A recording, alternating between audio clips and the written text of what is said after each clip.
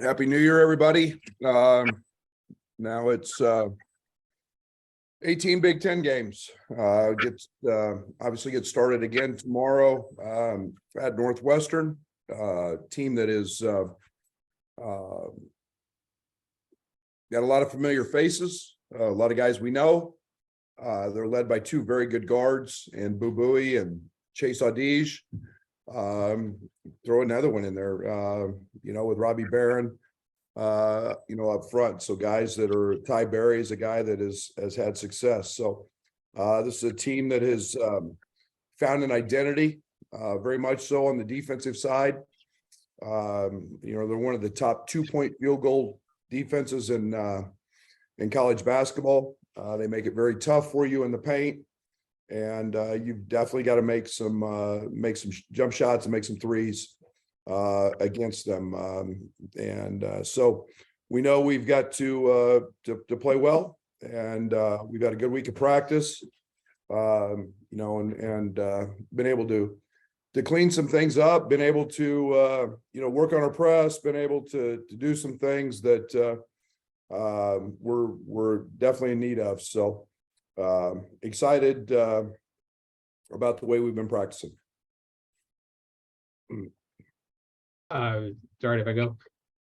Yeah, go ahead, Scott. Lead us off. Thank you. Brad, without asking you obviously to divulge game plans, but what from what you showed against Cookman, using Dane at the 5 at the outset, doing some more spread, that kind of stuff. What would you like to see carry over? It looked like you were trying some newer things for this team. No, I think we had a game plan against Bethune. We wanted to look at some different things. There's no way we're going to abandon our press. We didn't need it, to be very honest. It was just a game to go out and try to execute and put a few wrinkles in.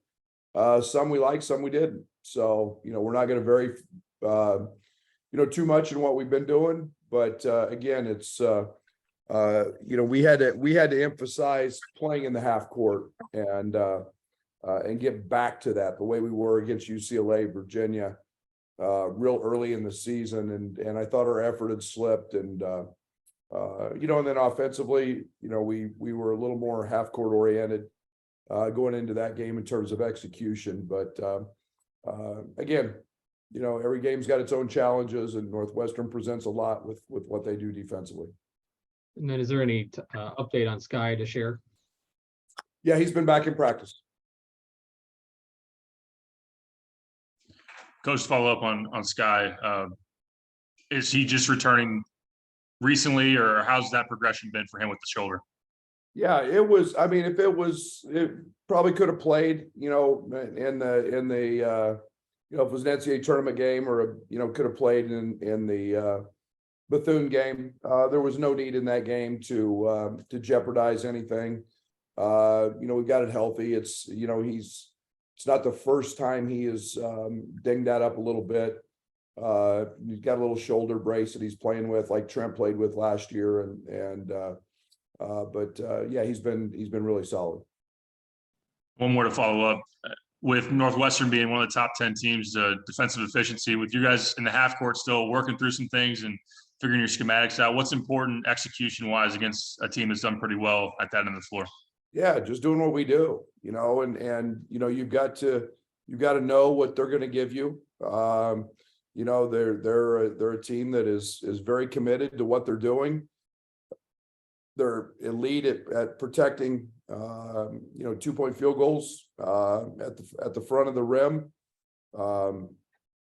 You've still got to get the ball there, and then you've got to make the right reads and make the right sprays, and we got to find the right pace to play with, and that's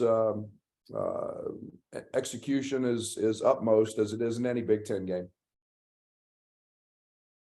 Coach, do you see the new year as a chance to kind of refresh, kind of reset everything? Do you look at that? Has there been any examples of that in your career earlier, where you had kind of that break was kind of loaded into some good things? Well, practice is always a good thing. And that's the one thing that you like about this time of year, is there's no schoolwork. Okay. There's not something occupying 6-8 hours of their day. And so you can get in the gym and work. And, it's a time to refine things. It's a time to grow your execution, in a lot of different areas. So, it's been a really positive thing for us in the past. Our individual numbers, guys get a ton of shots. Guys can, have access to the gym 24/7. And, those things are always really positive for us. Do you have a resolution for this year? I do. Want to share it or no? No, but I've actually got two. Guy can have two, can he? Oh, you can have 20 if you want 20. Well, I'm doing really well on both of them 3 days in. Good job. Thanks, coach. Coach, just, with the 0-2 start to the Big Ten play, does this feel any more significant to get something going for your team as you look into the rest of the season? No more so than any other game. I think, yeah, it's not ideal being 0-2, there's no doubt. But, we played Maryland when they were hotter than, as hot as anybody in the country. It goes to show the ebbs and flows of what a season can be. But you got to treat every game independently and know that it's a very long season. Everybody's going to go through some sort of up and down in the course of a season. It happens every year. And we don't want it to continue, but you got to fight, you got to grow and not put any more emphasis on any one game. And how is Luke Goody kind of progressing along, and do you anticipate him coming back for you, pretty soon? That'll be the doctors will determine that when he goes back. He's in a shoe. He's doing all the conditioning stuff, all the stuff that he's allowed to do, and he's progressing quite nicely. And then when he goes back here in a week and a half, then we'll see what the doctor says to start, putting him out there and in practice if that's what they think. Coach, we know RJ Melendez has struggled with his shoulder injury. Have you seen any sort of progression from him in practice over the last couple of days? Yeah, he's been very good. And it's more that he's not fearing getting it hit than anything else. I mean, he's back to playing with some pop and not cautious. And I think before he was doing that, now he's it was a bruise. It was a good bruise. It hurt. Now he's back in a position where he's just kind of cutting it loose. Brad, the rhythm of the schedule, at least for January, is game, 2 days, game, sometimes 3. But is it helpful? Does it matter that kind of almost regularity of the rhythm of the schedule for you in a Big Ten schedule? Sure. Yeah, there's no doubt. And I mean, you got to, when you get into those stretches, you've definitely got to manage some of your guys in their minutes. You do that more through the practices, but it's where we've got great people in Fletch and Paul Schmidt monitoring recovery. Palmer Johnson with nutrition, all of that stuff is such a big piece of keeping guys as close to 100% as they can be. And then, we've got monitors on them every day, so we know how much they're running in practice, and we can kind of weigh that out as well. So, some guys need a little more and some guys need a little extra, depending on how much they're playing. I kind of like that rhythm once you get into it. Coach, is the Big Ten, as you see it right now, as good as ever? I mean, you see all those 18 are going to be tough, I take it, right? Oh, every night is extremely tough. And I think that the one thing that is